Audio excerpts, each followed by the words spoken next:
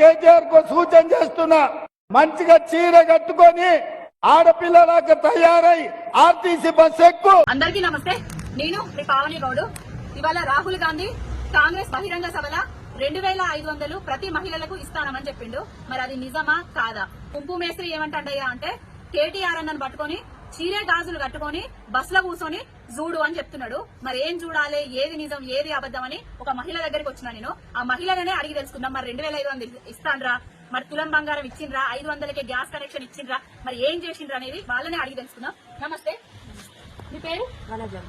బోడ వనజ. కాంగ్రెస్ వాళ్ళు 2500 ఇస్తా అన్నారు. అత్తకు పెన్షన్ ఉన్నా, మామకు పెన్షన్ ఉన్నా, కోడలమ్మలకు 2500 ఇస్తా అన్నారు. మీకు ఏమైనా ఇచ్చిందా? ఇంతవరకు ఏమి లేదా? 500కు గ్యాస్ ఇస్తున్నారా? 500 గ్యాస్ కూడా రాలేదు కదా. ఇంకొకటి ఏంటంటే బస్సులలో పోయి ఎప్పుడన్నా ఫ్రీ బస్సు 2-3 సార్లు ఎట్లా అనిపించింది? ఎట్లా అనిపించింది అంటే మంది బాగున్నారు.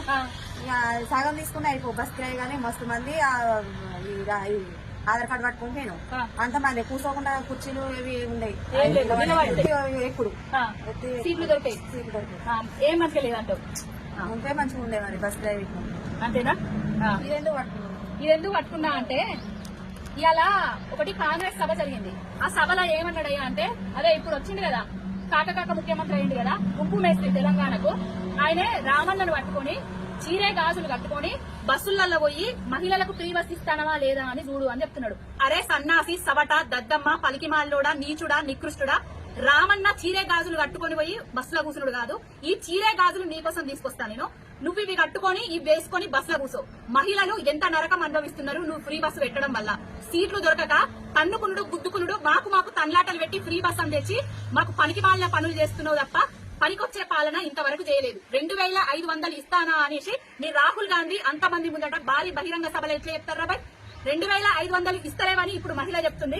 మరి ఇది నిజం కాబట్టి నువ్వు ఈ చీర గాజులు మీ రాహుల్ గాంధీకి పంపి. ఈ 2500 అనేది మీరు పంచుకుంటారా? ఈ చీర గాజులు కట్టుకొని తులం బంగారం అన్నారు, మహిళలకు గ్యాస్ కనెక్షన్ అన్నారు, అలవి కాని హామీలను చూపించారు, అరచేతిలో ఆకాశాన్ని చూపించి అధికారంలోకి వచ్చిండ్రు. ఒడ్డు ఎక్కేదాకా బోడమల్లన్న, ఒడ్డు దిగిన తర్వాత బోడమల్లన్న అన్నట్టుగా భాష లేదు, ఒక సంస్కారం లేదు, ఒక సభ్యత లేదు, పరిపాలన చేతగాని ముచ్చట్లు మాట్లాడుకుంటా ఎవరిని పడితే వాళ్లను పెద్దంతరం చిన్నంతరం లేకుండా నోటికి వచ్చినట్టు ఇష్టం వచ్చినట్టుగా మాట్లాడతాను.